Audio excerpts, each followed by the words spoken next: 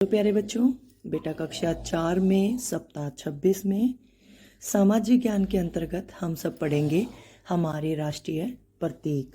हमारे राष्ट्र से जुड़े हुए जो भी राष्ट्रीय चिन्ह है, राष्ट्रीय प्रतीक हैं, उनके बारे में आज हम पढ़ेंगे। ठीक है। आगे बढ़ने से पहले आप सभी से वही छोटी सी रिक्वेस्ट है, जो लोग चैनल पर नए हों चैनल को सब्सक्राइब कर लेना ताकि सॉल्यूशन वीडियो आप लोगों तक जल्दी जल्दी पहुँचे। वीडियो पसंद आए तो वीडियो को लाइक कर देना। ठीक है बच्चों, चलो अब आते हैं अपनी वर्कशीट पे। पहला है बेटा, राष्ट्रीय गान की समय अवधि क्या है। राष्ट्रीय गान को गाने की अवधि या समय कितना है बेटा? 52 सेकेंड है। ठीक है। और उसके बाद मिलान करना है। ये मिलान करने से पहले मैं आपको राष्ट्रीय जो प्रतीक हैं उनके बारे में बताना चाहूँगी। ये बेटा 5वीं क्लास की पाठ्य पुस्तक से मैंने लिए हैं, थोड़ा धुंधला इसीलिए है। राष्ट्रीय ध्वज हमारा तिरंगा 3 रंगों वाला, जिसमें 3 रंग है, केसरिया, बीच में सफ़ेद, नीचे हरा। राष्ट्रीय चिन्ह है अशोका का स्तंभ, 4 शेरों वाली जो मूर्ति है वो। ठीक है। और उसके नीचे लिखा हुआ सत्यमेव जयते। राष्ट्रीय गान है हमारा जनगण मन, जिसको लिखा है गुरु रविंद्रनाथ टैगोर ने, और गाने का समय है 52 सेकेंड। राष्ट्रीय गीत हमारा वंदे मातरम, जिसको लिखा है बंकिम चंद्र चटर्जी ने। राष्ट्रीय फूल कमल का फूल है। राष्ट्रीय पक्षी मोर है। राष्ट्रीय पशु बाघ है। राष्ट्रीय नदी गंगा नदी है। राष्ट्रीय फल आम है। ये राष्ट्रीय खेल है। राष्ट्रीय खेल हॉकी है। राष्ट्रीय वृक्ष बरगद का वृक्ष। ठीक है। तो ये हमारी राष्ट्रीय प्रतीक हैं, राष्ट्रीय चिन्ह हैं, राष्ट्र से जुड़ी हुई चीजें हैं। तो अब देखो, आपको मिलान करना है, मैं मिलान भी करवा देती हूँ। राष्ट्रीय पशु हमारा अभी हमने पढ़ा था बाघ, फूल कमल का फूल, पक्षी मोर, वृक्ष बरगद, नदी गंगा नदी, राष्ट्रीय फल आम। ठीक है। ये बेटा हमारा राष्ट्रीय रुपए मुद्रा है। राष्ट्रीय मुद्रा का चिन्ह है रुपया। लिख दूंगी मैं, अभी पहले बता रही हूँ। मुद्रा, मुद्रा यानी धन। ठीक है। और ये बेटा गंगा डॉल्फिन है, जो हमारा राष्ट्रीय जलीय जीव, पानी में रहने वाला जलीय जीव है गंगा डॉल्फिन। ठीक है। इन सब को पूरा कर देती हूँ। देखो बेटा, मैंने सभी प्रश्नों के उत्तर लिख दिए हैं। पहला जो आपका राष्ट्रीय गान गाने की अवधि 52 सेकेंड है, पूरा लिखिएगा। और ये है भारतीय मुद्रा का राष्ट्रीय प्रतीक चिन्ह रुपया। और ये हमारा राष्ट्रीय जलीय जीव गंगा डॉल्फिन। ठीक है। सभी बच्चे इस काम को पूरा कर लो, फिर आगे चलते हैं।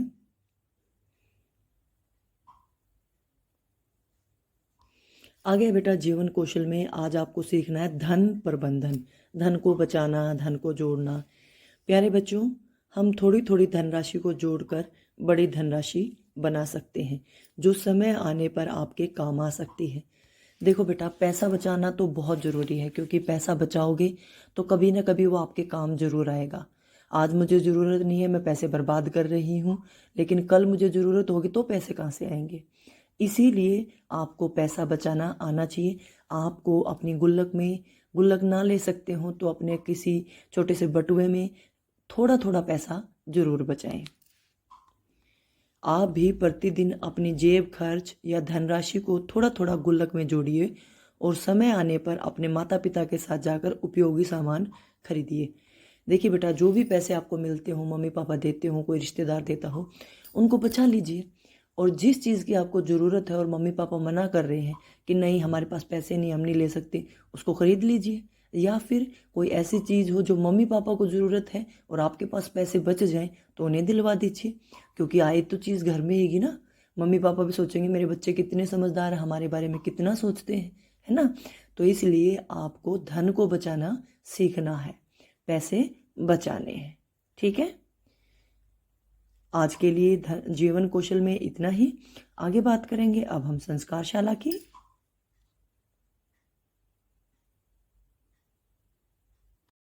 संस्कारशाला छोटी छोटी मगर बड़ी बातें। हमारी सबसे बड़ी महिमा कभी न गिरने में ही है, बल्कि हर बार नहीं है, बल्कि हर बार गिरकर उठने में है। कोई अगर आप देखो, छोटा बच्चा होता है, वो जब चलना शुरू करता है गिरता है, फिर उठता है, फिर गिरता है, फिर उठता है, लेकिन धीरे धीरे वो आपकी तरह हो जाता है, बिना गिरे चलता रहता है ना। तो यही बेटा हमारी ज़िंदगी है। आप कोई काम करते हो, उसमें असफलता मिलना यानी गिरना, आप गिर गए, लेकिन ये थोड़ी कि आप हार मान जाओगे, नहीं, आपको आगे बढ़ना है, फिर से उठना है, फिर से कोशिश करनी है। पहली बार आपने जब लिखना शुरू किया था, पढ़ना शुरू किया था, कुछ नहीं आता था ना। अभी आप इतने समझदार हो गए, आप पढ़ पा रहे हो, है ना। तो धीरे धीरे हर काम आ जाता है। तो मेन बात ये नहीं है कि आप गिर रहे हो, मेन बात ये है कि आप गिर कर बार बार उठने की कोशिश कर रहे हो। ठीक है। क्या खाना पीना है? सप्ताह में कम से कम 2 बार हरी सब्जी खानी है। अब तो हरी सब्जियां बाजार में खूब हैं, पालक, मेथी, बथुआ, सरसों, खूब खाइए, अपने शरीर में खून बढ़ाइए, ताकत लीजिए।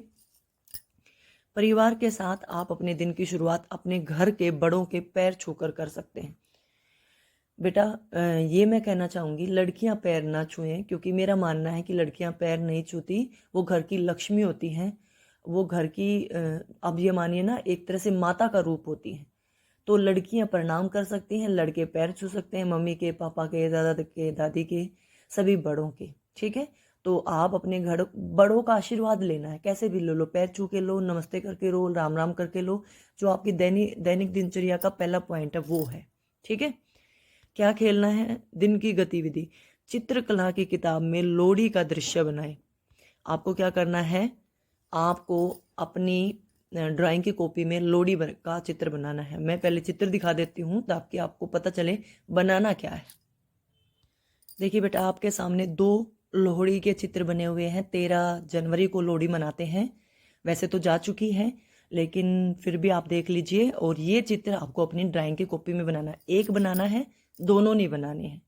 तो जो आपको आसान लगे, इनसे मिलता जुलता चित्र आप अपनी कॉपी में बना दीजिएगा।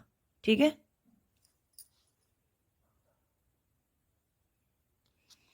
रंगों से उसको सजाइएगा। आगे है बेटा आपकी दैनिक दिनचर्या, ये तो आप लोगों को पता ही है। माता पिता का अभिवादन करके दिन की शुरुआत करें, दांतों को दिन में 2 बार ब्रश करें, प्रतिदिन स्नान करें, खूब पानी पिएं, संतुलित आहार लें, अपने चेहरे को छूने से बचें, हाथों को बार बार धोएं, अपना गृह कार्य समय पे पूरा करो। जो आज आपको काम मिला है, जल्दी से इसको पूरा करके अपने टीचर को भेज दो। ठीक है। ताकि आप भी सारा दिन फ्री रहो और काम सारा आप लोगों को समझ में आ ही गया होगा। तो आज के लिए बस इतना ही, सारा काम हो गया है, वर्कशीट का, जीवन कौशल का, संस्कारशाला का, सारा काम पूरा करते हुए, काम पूरा करके अपने टीचर को भेज दो। ये वीडियो पसंद आए तो लाइक कर दो, चैनल को सब्सक्राइब कर दो, कमेंट करके बताओ कैसी लगी। ठीक है। वीडियो देखने के लिए आपका बहुत बहुत धन्यवाद।